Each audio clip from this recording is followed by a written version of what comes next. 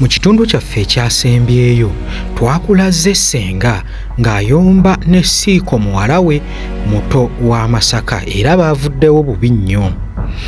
Tukuleetedde ekitundu kyaffe ekyokuna weetegereze biki ebyaddirira mu muzannyo Akalipo. Siiko wasiza otya? Sooka ojjako wano nina kyenkugamba.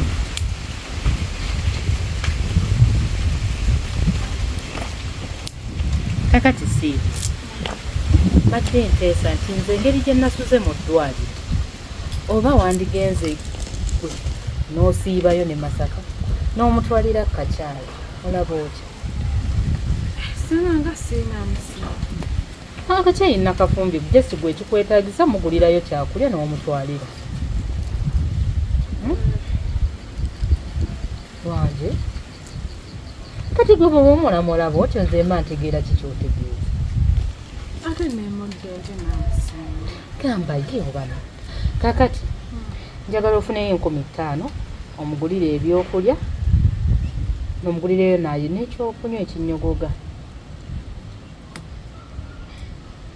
Siiko njogera naawe.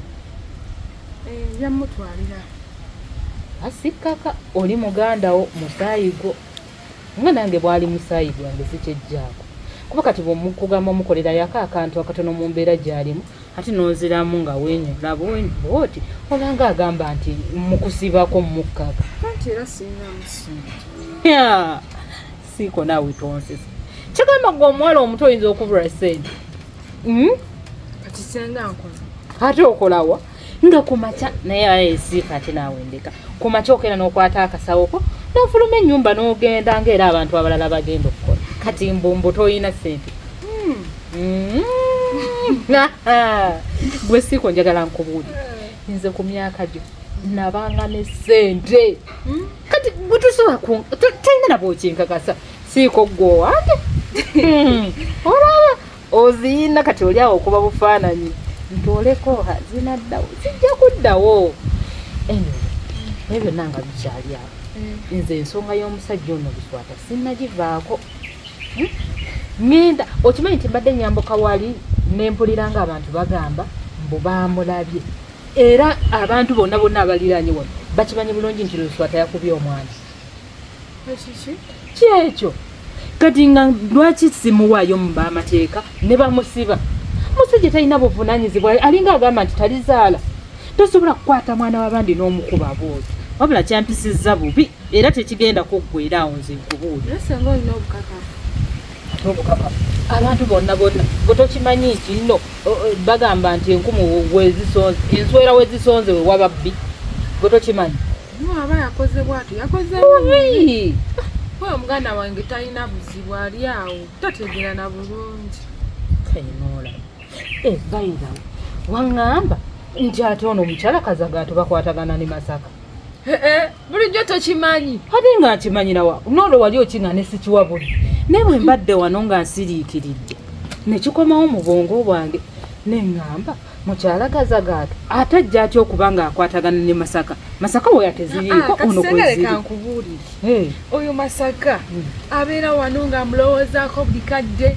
Agendayo n'amuwerekera n'okuleeta amazzi babeera Simba wakati. Masaka ng'alowooza ku mukyala Kazagaato. Ye babeera nnyo bonna nga ddala bbawe nga taliiyo. Kyatandika ddi?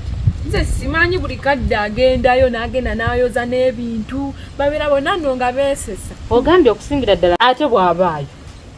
Tasobola kgenda nayo Masaka era asiba waneeno nga yeevugira agadomolo ge. Nga lwaki tagendayo? Nanti oli amutya tebakwatagana tebaziyunga bali bati. Ate buzibu bwavaawa. Masaka musajja wattu ensigo yaata naye n'agita ajja atya okuba nga talina muntu yenna gwatakwatagana naye. Bane bali eri. Toŋŋamba nti omusajja oyo alina olukongolo ku mwana wange. Nze simanyi. Era kibanga kye kimu kubanga omwana omuto kumpi era muto kubanga era obwongo. Waliwo ne weeyamukuba oluyi musajja wange. Ng'akuba mwana wange. Wabula omusajja oyo omanyi kyobaokola sooka otwalira omwana kyali ebisigadde bindekeri Kazagaato agenda kumbuulira omwami we yatandika ddi okukuba omwana. Ale